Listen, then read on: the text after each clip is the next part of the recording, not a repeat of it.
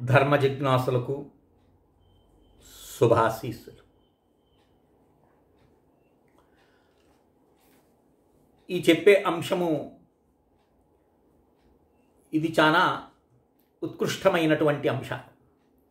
శాస్త్రాలు చదువుతున్నప్పుడు, పురాణాలు చదువుతున్నప్పుడు కొన్ని ముఖ్యమైనటువంటి విషయాలు నాకు కనపడినప్పుడు వాటిని ఋషి రుణార్థంగా మీకు నేను అందించే ప్రయత్నం చేస్తూ ఉంటాను. ఇక పంచాంగంలో పుట్టేటటువంటి విశేషమైనటువంటి రోజులు వాటిని వివరిస్తూ మీ చేత కనీసం 100 మంది చూచారనుకోండి వీడియో, ఒక ఇద్దరు చేసినా ఋషి రుణం తీరినట్టే. ఇతరుల చేత ఒక ఇద్దరి చేత చేపించినా అది వారి జీవితం ధన్యమైనట్లే. కనుక బ్రాహ్మణ్య ధర్మమేమిటి? పరులకు హితమును కూర్చటమే. పరులకు హితాన్ని సూచించేటటువంటి వాడే పురోహితుడు, పురమునకు హితమును కల్పించువాడు. పౌరోహిత్యం అంటే తమాషా కాదు. పౌరోహిత్యం అంటే పురమునకు హితమును కలిగించాలి, అందరూ బాగుండాలని ఉద్దేశ్యంతో, సమాజం బాగుండాలని ఉద్దేశ్యంతో అనేకమైన అనుష్ఠానాలు చేపిస్తుంటారు. పండిత అంటే విశేషమైన బుద్ధి కలిగినటువంటి వారు పండితులు. ఆత్మ అనాత్మ విషయం గ్రహించినటువంటి వారు పండితులు. అర్థమవుతుందే?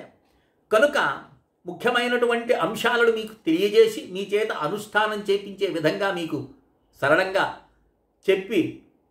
చేపించాననుకోండి, మీ జీవితంలో మార్పులు వస్తాయి. ఇక్కడ చూడండి, రేపు 14వ తారీఖు ఏప్రిల్ 14, 2025 తారీఖున మనకు సంక్రమణాలు ఉంటాయి. అంటే సూర్యుడు ఒక్కొక్క రాశిలోకి వెళుతూ ఉంటాడు నెలకొక్కసారి. ఇక్కడ మొట్టమొదటగా ఈ విశ్వావసునామ సంవత్సరంలో వచ్చేటటువంటి మేష సంక్రమణ, ఇది విషవత్పుణ్యకాలం అనేటటువంటిది ఉదయం 5:56 నుండి 12:18 సమయం ఉందండి. ఎక్కువ సమయం ఉంది. పూర్వం చెప్పినాను నేను, సత్యనారాయణ స్వామి వారి యొక్క వ్రతము రవి సంక్రమణంలో చేసినటువంటి వారికి ఆ ఫలితమే వేరన్నారు. ఇక్కడ మనకు ఆ సమయం సరిపోతుంది శ్రీ సత్యనారాయణ స్వామి వారి యొక్క వ్రతం చేసేదానికి. ఎందుకు ఇంత ముందుగా చెప్తున్నా అంటే అరేంజ్మెంట్ చేసుకుంటారని. దరిద్రాలు తొలగిపోతాయి. అలాగే శ్రీ సత్యనారాయణ స్వామి వారి యొక్క అనుగ్రహం లభిస్తుంది ఈ మేష సంక్రమణలో చేసేటటువంటి ఏ అనుష్ఠానమైనా సరే.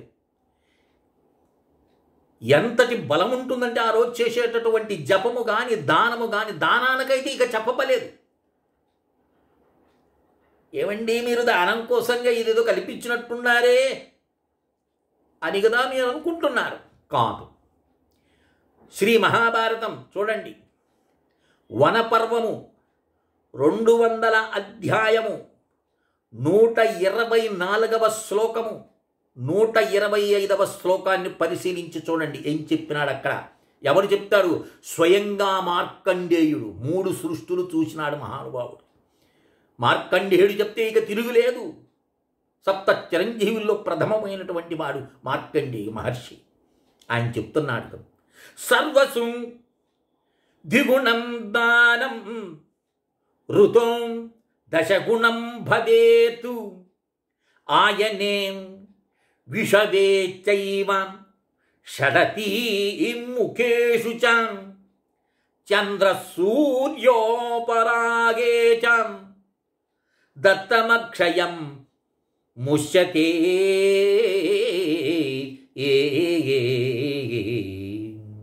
సర్వకాలాల్లో చేసేటటువంటి దానం 2 రెట్లు ఫలితాన్ని ఇస్తే, ఋతు ప్రారంభంలో వసంత ఋతువు ఇట్లా ఉన్నాయి కదండి మనకు ఋతువులు, 6 ఋతువులు.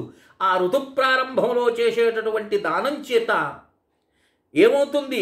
10 రెట్లు ఫలితం లభిస్తుందన్నాడు. పుణ్యప్రద. కానీ అయనే ఉత్తరాయణము దక్షిణాయనం వస్తుంది కదండి. ఆ సమయంలో తులామేష తుల సంక్రమణము, మేష సంక్రమణం. ఇప్పుడు నేను దేని గురించి చెప్తున్నాను? మేష సంక్రమణం గురించి కదా చెప్తున్నది. ఇక్కడ తుల, మేష, మిథున, కన్య, ధనుర్మీన ఈ సంక్రమణాల్లో చేసేటటువంటి దానము సూర్య చంద్రగ్రహ కాలో, ఆ సూర్యగ్రహణ సమయంలో చంద్రగ్రహణ సమయంలో చేసినటువంటి దానము అక్షయ ఫలితాన్ని ఇస్తుంది అని ఇక్కడ మనకు మహాభారతం చెప్తుంది. వనపర్వం కనుక మేష సంక్రమణ రోజు నువ్వు 14వ తారీఖు ఉదయము 5:56 నుండి 12:18 వరకు అద్భుతమైన సమయం ఉంది. అయ్యా మేము దానం చేయలేమండి, మంచిది. జపం చెయ్యి, ప్రాణాయామం చెయ్యి, భగవద్ నామ జపంతో పూజ చెయ్యి. కానీ ఆ సమయాన్ని సద్వినియోగం చేసుకో. శక్తి ఉంటే దానం చెయ్యి. భోగాలు మనకు ఏం చెప్తాం? ప్రతి ఒక్కరు భోగాలు కావాలంటారు. ఎక్కడి నుంచి వస్తాయండి భోగాలు? నువ్వు ఏదైనా చేస్తే కదా నీకు ఏదైనా భోగం లభించేది. అదే చెప్తున్నాడు ఇక్కడ మార్కండేయ మహర్షి. తపసా స్వర్గగమనం, తపసా స్వర్గగమనం, భోగో దానేన జాయతే, జ్ఞానేన మోక్షం, జ్ఞానేన మోక్షం, విజ్ఞేయగం తీర్థస్నానాధగక్షయం, తీర్థస్నానాధగం క్షయ. ఎంత గొప్ప మాట చెప్తున్నా అంటే మహర్షి అనుభవంలో ఉన్నటువంటి వాడు. తపస్సు ద్వారా స్వర్గప్రాప్తి లభిస్తుందన్నాడు. భోగాన్ని వాంఛిస్తున్నావా? భోగ భాగ్యాలు అనుభవించాలని. ఈరోజు ఇతరుల భోగాలు చూసి మనం ఏం చేస్తాం? కడుపులో కుళ్ళు పెట్టుకుంటాం. వారు అలా భోగాలు అనుభవిస్తున్నారంటే పూర్వం దానం చేయబట్టే వారు ఈరోజు భోగాలు అనుభవిస్తున్నారు. అదే చెప్తున్నారు, భోగో దానేన జాయతే. భోగం ద్వారా, నీకు దానం ద్వారా ఏమవుతుంది? భోగం అనేది లభిస్తుందన్న. జ్ఞానేన మోక్షో విజ్ఞేయ. జ్ఞానం వల్ల ఏమవుతుంది? మోక్షం లభిస్తుంది. పాండవులకు చెప్తున్నాడు ఇది. తీర్థస్నానాధగ క్షయ. తీర్థస్థానంలో మొన్న కుంభమేళ వచ్చింది. లక్షల కోట్లాది మంది వెళ్ళి స్నానం ఆచరించి వచ్చినారు. దానివల్ల ఏమవుతుంది? అఘ క్షయ. పాపం అనేటటువంటి తీర్థస్థానంలో చేసేటటువంటి స్నానం వల్ల పాపం పోతుంది. ఏమండి, ఇంత అద్భుతంగా క్లియరెన్స్ ఇచ్చినాడు. మనం ఇంకేం చేయాలో ఏం చేయకూడదు అని. నీకు ఏది వాంచో దాని ప్రకారంగా నువ్వు దాన్ని ఆచరించాలి. భోగాలు అనుభవిస్తానా? దానం చెయ్యి. లేదండి నా పాపాలు తొలగితే పోద్దనుకుంటావా? విశేషమైన తీర్థములోకి వెళ్ళి స్నానం చెయ్యి. లేదండి నాకు అవి కూడా కాదు, మోక్షమే కావాలంటే జ్ఞానం కోసంగా ప్రయత్నం చెయ్యి. లేదండి నేను స్వర్గసుఖాలు అనుభవించాలంటే ఇంద్రియమును పరమాత్మకి తపింపజి తపస్సు చెయ్యి. స్వర్గ ప్రాప్తి లభిస్తుంది. అన్నీ కూడా నీ చేతిలోనే పెట్టేసినాడు స్వామి.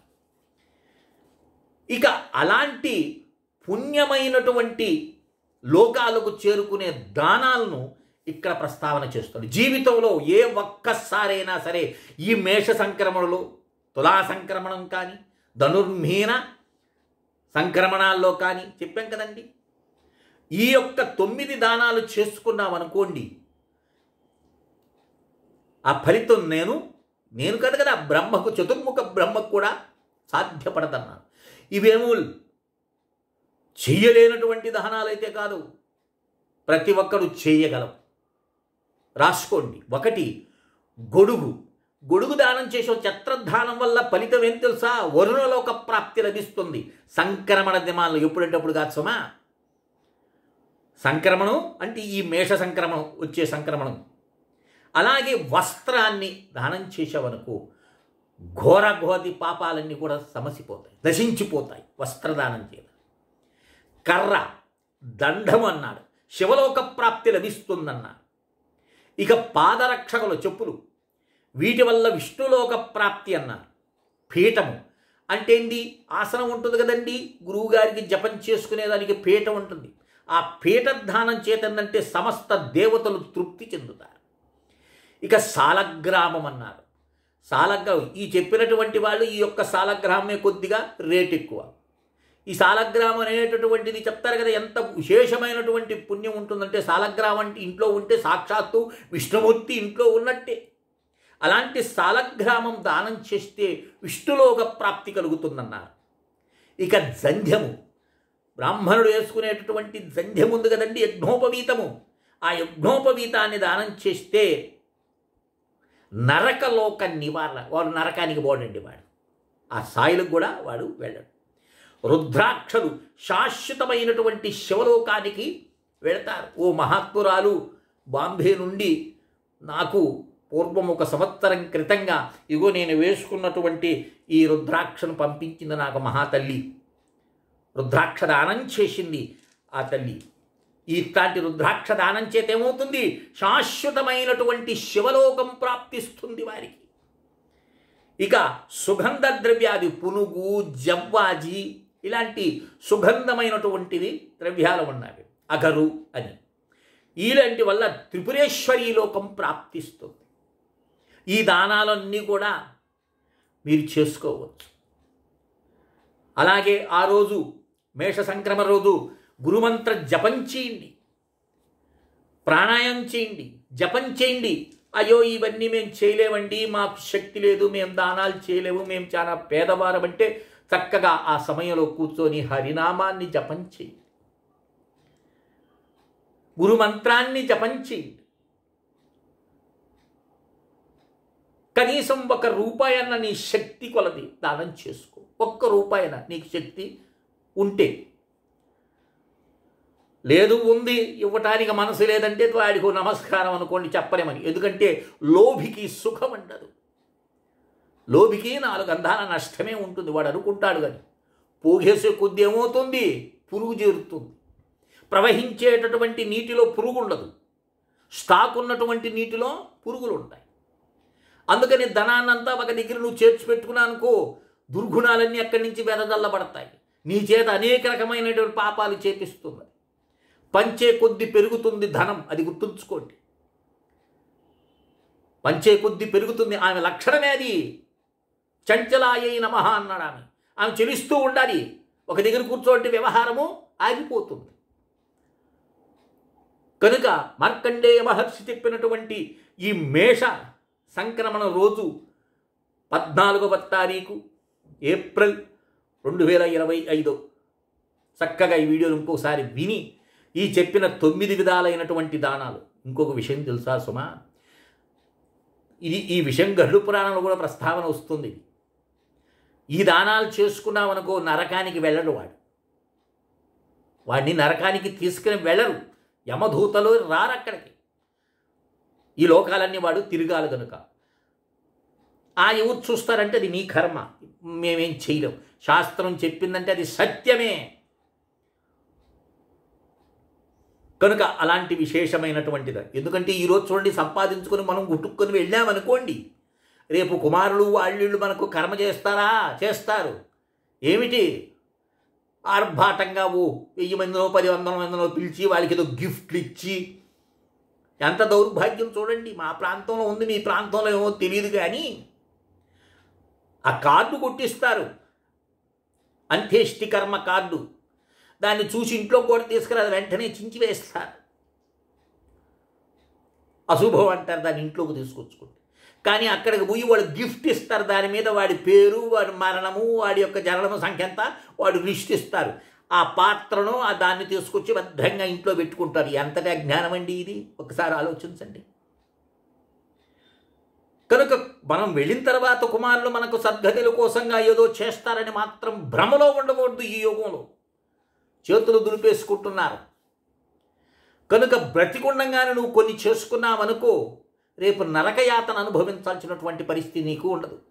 కనుక విశేషమైనటువంటి ఈ మేష సంక్రమణం నాడు ఈ చెప్పినటువంటి విధానంగా చేసుకొని అందరూ కూడా దివ్యమైన లోకాల్లో సంచరిస్తూ ఉండాలని ఆశిస్తూ శ్రీ విద్యోపాసకులు శ్రీ మండే లక్ష్మీ నరసింహారావు. లోకా సమస్తా సుఖినో భవంతు. ఓం తత్సత్, ఓం తత్సత్, ఓం తత్సత్.